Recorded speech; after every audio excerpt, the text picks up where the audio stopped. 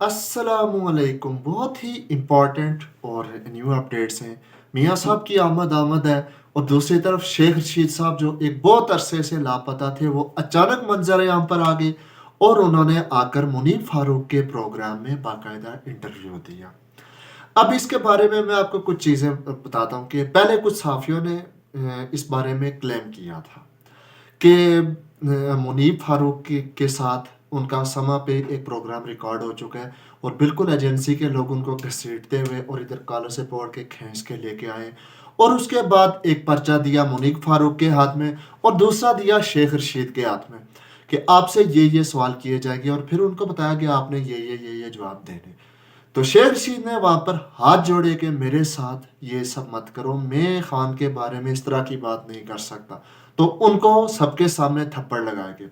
मुनीब फारूक ने जब बीच में आने की कोशिश की तो उनको ये बात बोली गई कि आप बीच में मत आए और आप साइड पे रहें। तो उसके बाद फिर कुछ इस किस्म के सर्कमस्टांसिस में ये प्रोग्राम रिकॉर्ड हुआ। और फिर वहां पे सब पे एक सख्ता तारी था। वहां पे जिस किस्म का सलूक वहां पे एजेंसी के लोग कर रहे थे, वो बिल्कुल एक सख्ता तारी था। तो वो प्रोग्राम मंजर आम पर आ चुका है। तो शेख रशीद की बहुत बुरी हालत में वहां पे उनको लाया गया और उसके बाद फिर उनका ये प्रोग्राम रिकॉर्ड करवाया गया मुनीब फारूक के साथ। अब आप इस अगर प्रोग्राम को अच्छी तरह देखें तो आप ये देख सकते हैं कि शेख रशीद के सामने एक बच्चा है जिससे वो देखकर पढ़ रहे हैं। ये देख के पढ़ने वाली आदत नून लीग की तो है, उनके लीडर्स की तो है। नवाज शरीफ साहब पर्ची से देख के पढ़ते होते, लेकिन शेख रशीद साहब ने कभी पर्ची से देख कर पढ़ा? ऐसा कभी आपने सुना है कि शेख रशीद साहब कुछ पर्ची से देख के पढ़े? अभी तो ये मेरी एक छोटी सी असेसमेंट है। अभी तो सोशल मीडिया पे बहुत सारे लोग आएंगे जो अपना मुख्तलिफ तज्जिया देंगे, तो वो इसमें अभी बहुत सारी मजीद चीज़ें भी निकालेंगे। कल तक ये चीज़ें सामने आ जाएंगी। मैं ये रात के मेरा ख्याल है 3 बजे वीडियो बना रहा हूँ, तो अभी तक तो वो चीज़ें सामने नहीं है। तो ये एक शेख रशीद का बयान था। अब आप खुद देख लेंगे, शेख रशीद जब बाजियाब हुए तो उन्होंने डायरेक्टली मुनीब फारूक को कॉल करके तो उसके प्रोग्राम में इंटरव्यू दिया। अपने पुलिस को इतला नहीं हुई, अपने वकील को उन्होंने नहीं बताया, लेकिन मुनीब फारूक के प्रोग्राम में पहुंच गए। सेम एज इट इज़ जैसे उस्मान डार कामरान शाहिद के प्रोग्राम में पहुंच गए थे, और सदाकत अली अब्बासी भी किसी और के प्रोग्राम में पहुंच गए थे, पर वो भी सीधा सीधा प्रोग्राम में ही पहुंचे थे। फिर उसके बाद एक और मैं आपको अंदर की खबर दूं। शहबाज गिल ने रिसेंटली एक ट्वीट दी थी जिसमें उन्होंने कहा था कि उस्मान डार और सदाकत अली अब्बासी और फरूख हबीब का केस, उस्मान डार और सदाकत अली अब्बासी का तो सेम है, उन पे तो बाकायदा तशद्दुद करके उनको ज़बरदस्ती छुड़वाई गई है। लेकिन फरूख हबीब ने अपनी मर्जी से ये बात छोड़ी, जिसको ये जो पीटीआई के आला अहदेदारान हैं उन्होंने इस चीज़ को स्ट्रांगली क्रिटिसाइज किया कि ये आप क्या कह रहे हैं, आपने तो हमारा बयानिया ही दफन कर दिया। ये आप ये बात कैसे कह सकते हैं? तो अब शहबाज गिल का एक अपना अंदाज है, एक अपना तरीकाकार है। तो देखते हैं कि नेक्स्ट अब उनका ये शेख रशीद के बयान पे क्या आता है, इस पे क्या तज्जिया करते हैं। फिर उसके बाद दूसरा जो नवाज शरीफ साहब है, तो नवाज शरीफ की आमद आमद है। तो नवाज शरीफ के बयान में एक बंदा रिपोर्टिंग करने गया, एक साफ़ी था, कोई नया पाकिस्तान से रेलिवेंट था। तो जब वो वहाँ पे जाके करने लगा तो उसको वहाँ पे कुट चढ़ाई और बिल्कुल बाकायदा उसने तो जहाँ तक बताया शायद वो कोई एजेंसी के ट्रेंड लोग ही थे। उसके कैमरामैन को बुरी तरह तशद्दुद का निशाना बनाया गया, उसको गन पॉइंट पे रखा गया, उसको कहा कि तुम ये क्वेश्चन करो, लेकिन उसने इस चीज़ से इनकार कर दिया, मैं ये क्वेश्चन नहीं करा। बट सवाल ये पैदा होता है कि इस सब का इमरान खान की पॉपुलैरिटी पे क्या इम्पैक्ट होगा? नील बटा नील। शेख रशीद तो पहले भी कभी था ही नहीं इनकी पार्टी में। और एक और चीज़ जो बहुत इंपॉर्टेंट सामने आ रही है, उस्मान डार को इन्होंने बहुत अरसा बल्कि हमेशा ही रखा पंजाब में। तो पहले तो इस चीज़ में बहुत ज़्यादा क्रिटिसाइज होता रहा कि उस्मान बुज़दार को किधर जो है ना वज़ीर आला बना दिया।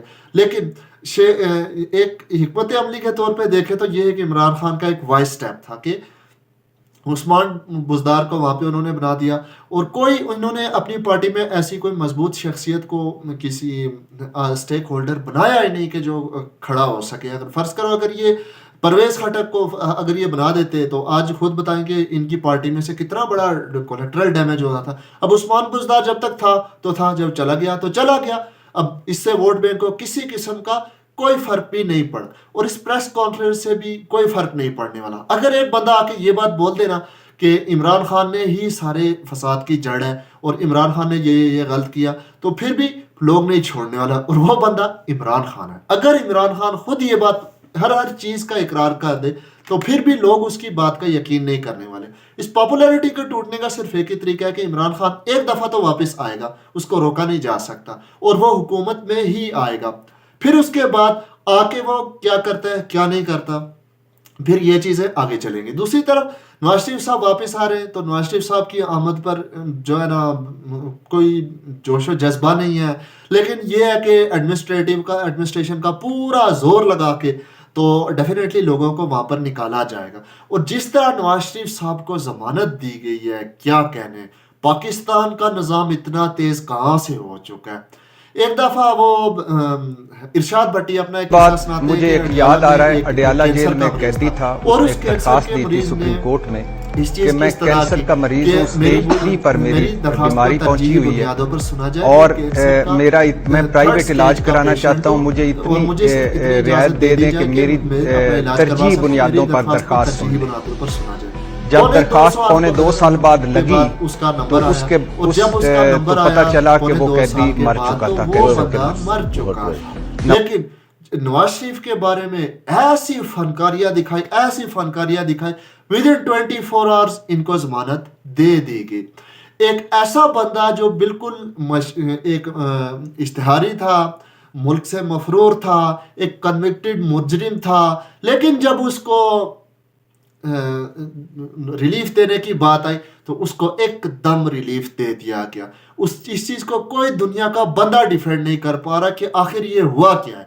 پھر اس کے بعد جو صحافی تھے، جو ان کے بالکل ہٹ درم اور ڈھیٹ قسم کے صحافی، وہ بھی یہی کہہ رہے کہ جناب یہ ہوا بھی تو یہ کیس ایسے ہی تھا۔ اور دیکھیں نیب نے صاف صاف کہہ دیا کہ میں بالکل غیر جانبدار ہوں، نہیں کوئی غرض نہیں ہے، کوئی مسئلہ نہیں ہے، نواز شریف صاحب آ جائیں، میاں صاحب آ جائیں، کوئی مسئلہ نہیں ہے۔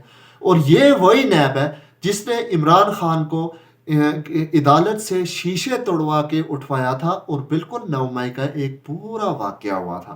یہ وہی نیب ہے جو آج مکمل طور پر غیر جانبدار ہو چکی ہے، اور جس کو کسی چیز سے کوئی فرق نہیں پڑنے والا۔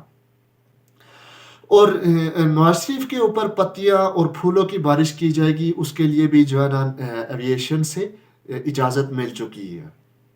ایک اور بات کہی جاتی ہے کہ اگر شریف خاندان نے کبھی یہ بات سوچ لی کہ میں نے پاکستان میں انصاف لینا ہے، تو اس کو کوئی بندہ انصاف لینے سے روک نہیں سکتا۔ اب انہوں نے سوچ لیا کہ میں نے لینا ہے، تو ان کو بالکل پلیٹ میں رکھ کے دے دیا گیا۔ اور عمران خان کی باری، اس کو بائیو میٹرک لگوانا لازمی تھی، اس کو نیب نے رینجرز کے تھرو اٹھوا لیا تھا، ان کو ہر جگہ پر گھسیٹ کر ذلیل کر کے لے جایا جا رہا تھا۔ لیکن حالانکہ وہ مجرم نہیں تھے، وہ ملزم تھے، اور نواز شریف مجرم تھا، اور ایک مجرم کو بالکل پروٹوکول کے ساتھ پاکستان میں واپس لایا جا رہا ہے۔ Thank you so much.